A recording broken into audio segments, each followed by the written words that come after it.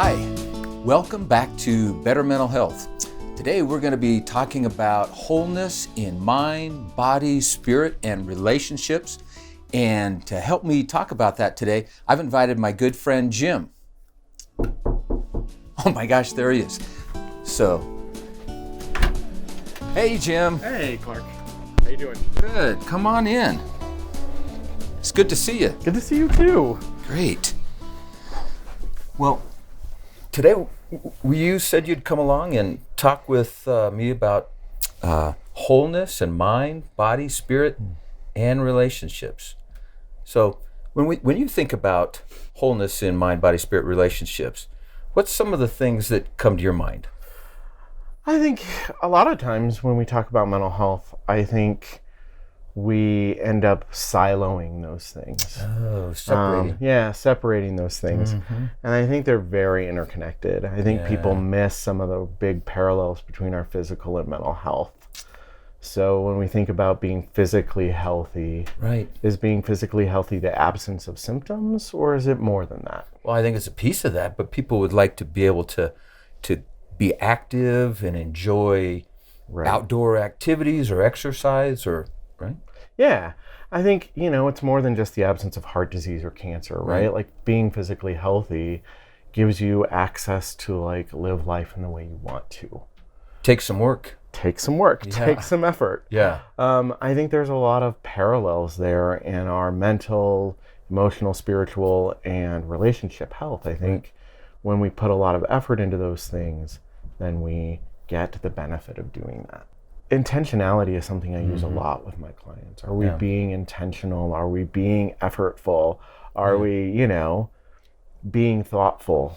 Yeah. How are we spending our time? What are we spending our time on? And what are we reaping from those things? Yeah. I think people have a lot more control than they're afraid of. Mm-hmm. Yeah. Could you give me an example of that? Yeah. I hear a lot of clients tell me things like, well, I can't control how I feel. Well, I get that. And to some degree, like what we know about emotion, there is some truth to that, but it's not the whole truth. Right. When we think about those other silos, if we do work in those other silos, it can shift that for us. I think there's a direct analogy with physical health. Absolutely. You might say we can't control how we feel, maybe not in a given moment physically, but we can take some steps that are going to help us to generally feel better. Absolutely. Right. And I think when I use that emotional example, I'll often tell people, well, does what you do with your feeling change how you feel? And I think that's helping people understand they have a lot more control over their human experience than I think maybe modern culture has led us to believe. So Jim, what if we start kind of thinking about these different realms, what are some pragmatic kinds of things we might think about? So for example, I'm not liking the way I'm feeling. I'm feeling emotionally, I'm not enjoying my emotions. I'm feeling unpleasant in my emotions. And so what are some of the things in the other realms that I might do that could impact that? Yeah, and again, just kind of taking from a holistic standpoint, what I ask people to do first, or is something that's really important, is to build an awareness across those things. So if you're not feeling well physically, mentally, emotionally, spiritually, relationally, can you ask yourself why? Can you develop a sense of curiosity? Can you really spend some time? I think so many times as people, we decide, well, there's nothing I can do about the way I feel. There's nothing I can do about how I feel physically. There's nothing I can do about the things I think about.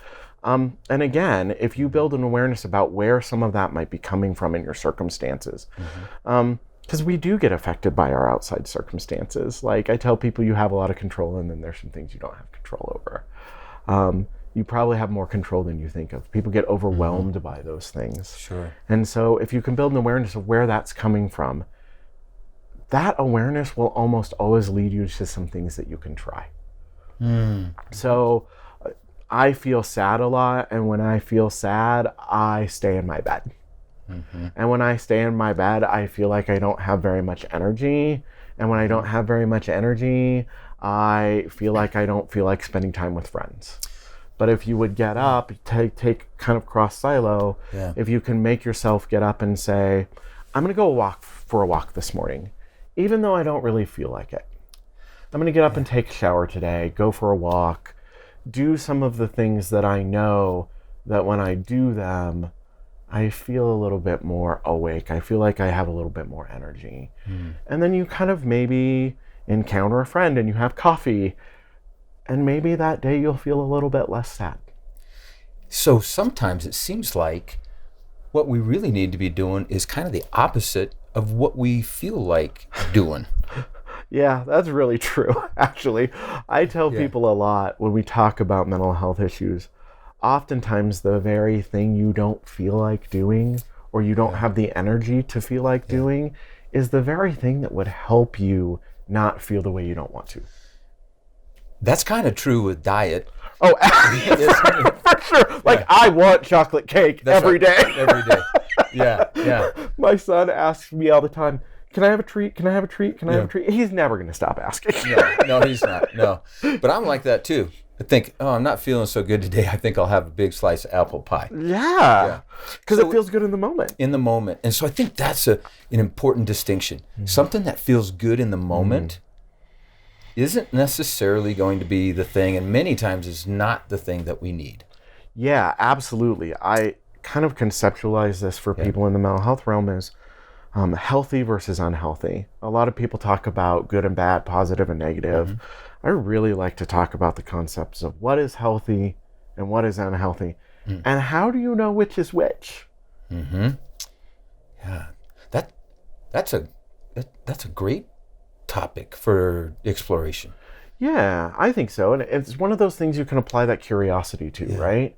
From my observations and study and research and education, and then in all my clinical work, one of the things I have noticed about people is that healthy takes effort. Almost always healthy takes effort.